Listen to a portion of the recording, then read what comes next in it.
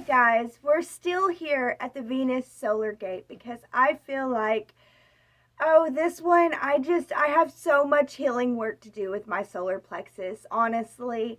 When I read the weak aspects of solar plexus or signs that your solar plexus needs healing work, I was just like, check, check, check, check, check, I could check every single box for healing my solar plexus, which I also thought was really fitting because this is the year that I'm working on my solar plexus. I've been working on a chakra a year, and I started with my root and I moved up to my sacral, and now I'm at my solar plexus, and I found it very interesting that I have so much work to do. And that's okay. That's a beautiful thing. And healing is it's a really crazy journey. It's a lot of fun, and it's a lot of hard work, and it's a lot of heartache, and it's a lot of confusion, and it's a lot of clarity. So I enjoy this journey, and that's what this is. This is a healing journey that I'm bringing you guys along with me, and I hope that you guys can see that. But yeah, the solar plexus energy, it is you. It is you. It's your energy. And anytime that you feel like other people have power over you, you don't have your solar plexus energy going.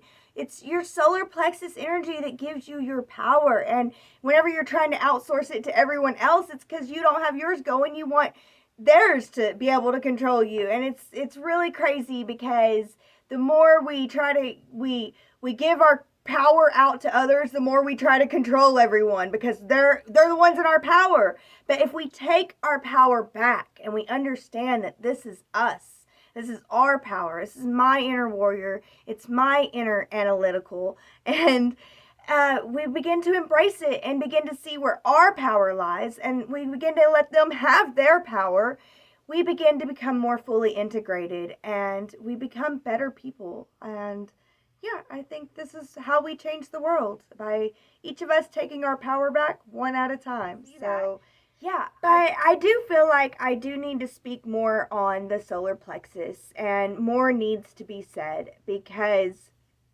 as I said, the solar plexus is our get up and go spot, but it is also it's where we decide what we like and what we don't like. It's our inner warrior that decides our likes and our dislikes. And our inner warrior is so willing to fight for what he likes. And whenever you have no compassion and you just have this inner warrior ready to fight, it really is a very bad mix. But for me, I have the opposite. I had a lot of compassion, and I didn't want my inner warrior to be allowed to come out. And that caused my inner warrior to only come out in times that made me regret it because I wasn't nice anymore. So yeah, I've really had to battle with this part. Like I was saying, our inner warrior is the part that decides what it likes and what it doesn't like. And this is our analytical side. Our inner warrior is very analytical, and he is just, it's the part that will fight with us. Our mind, because it's our warrior. It's our analytical mind that will fight us. Our mind can really fight us, and it can be hell having our heart and our mind fight each other. But also, the mind also makes a really, really awesome servant to the heart. A wonderful servant. Warriors are not meant to be kings and queens. Warriors are meant to serve the king and queen. And that's what our inner warrior is meant, and it's what our inner warrior is meant to do. But our inner warrior, because it's our analytical side, it can get very righteous. And that is the shadow quality that I wanted to discuss in this video, is righteousness. Or the feeling of, I know it all. I know everything. I know it all. And I think that it's really interesting because this is the home of our solar plexus, and science has actually shown that we have neurons in this area. We have a cluster of neurons in this area, and we actually do think with our gut. It's actually true that we think with our gut. And I find that very interesting because of all that. Because, we think with our gut, and this is our analytical mind, and it's our warrior mind. It can tend to think that it knows everything, that it knows it all. And it begins to feel righteous and better than everyone because it knows better than everyone. And that's what we have to keep in check. We have to understand. And whenever you know everything, you cut yourself off from everything. I know that and it's hard to understand, but if you know it all, then there's nothing more that you can learn. There's nothing more for you to learn. You already know it all, right? So that's why know it all is such a shadow. And with me and all of these solar plexus issues, I want to push it aside. I'm like, no, I have an open mind. I'm not a know-it-all at all. But whenever I can learn to love and embrace my inner know-it-all, then I can have the confidence to put out my knowledge, to share my knowledge, to share what I do know. So that's the gift of being a righteous know-it-all, is the ability to share. And yeah, I definitely have this. I do tend to think, that I can think that I'm righteous. And this is not an easy one for me to look at, a lot of these shadow qualities, we have to look at them in others. I've judged others as being a know-it-all. He just thinks that he knows it all. And that's where, oh, wait, I have a know-it-all within me. And these shadows, the way that we conquer them is awareness, and we want to expand them, not hide them, not push them away, because then they'll come out in ways that we don't want. But we want to be aware of them and expand them and use them for their usefulness. Yeah.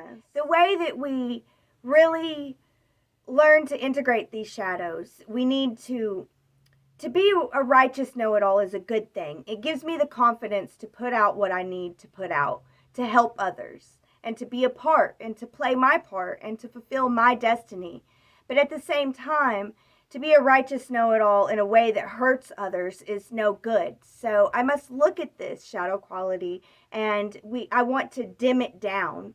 And I'm not necessarily saying to hide it. What I'm saying is to look at it with awareness and to allow it to expand out so that I can see the full beauty that this quality within me brings me.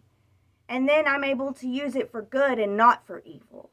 So that's what I'm trying to do on this shadow work journey. And as we go into hell too, I'm also, thinking about the hell of life and what kind of life is it to live where you have no connection to spirit, you have no vision in your life, you feel like you have no voice, there's no compassion, no love in your life at all, and now you have no drive, no confidence in yourself, no belief in yourself. That's what we've done up to this point, and that's hell. If you have all those things, you're living in hell. And to get out is one step at a time. And we'll get there. Right now we're journeying further and further into hell. But soon we will hit the bottom and we will journey back up. So it's a beautiful process and we all do it. And I'm so glad that you guys are sharing this with me. And I'm glad that you guys are here.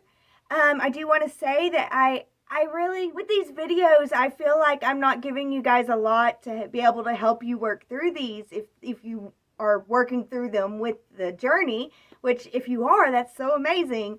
But at the same time, I don't feel like I'm giving you a lot to help on your journey, and I do want to be able to provide those resources for you. So in this video, I want to provide you with a couple links that you can go to. So if you look at the bottom of this video in the description box, you can see a couple links that you can go to people that have helped me on my journey and that maybe could help you. Also, I want to say about this first one, she is amazing. She's an amazing teacher and she has taught me so much, and a lot of my chakra knowledge comes from her. And if you will check check out Chakraboosters.com. She is an amazing woman, and you should get her book and all of her stuff. She has tattoo healing. It's temporary tattoos, healing tattoos for each chakra. So I mean, she is a very valuable resource for you if you want to look into healing your chakras. So yes, please check out chakraboosters.com. And another valuable resource for me on my healing journey is thework.com. So you can look down in the description box and check out these links and, go a little bit further on your healing journey because, yeah, I don't go that far. It's just little 15-minute videos and, and there's a kitty cat.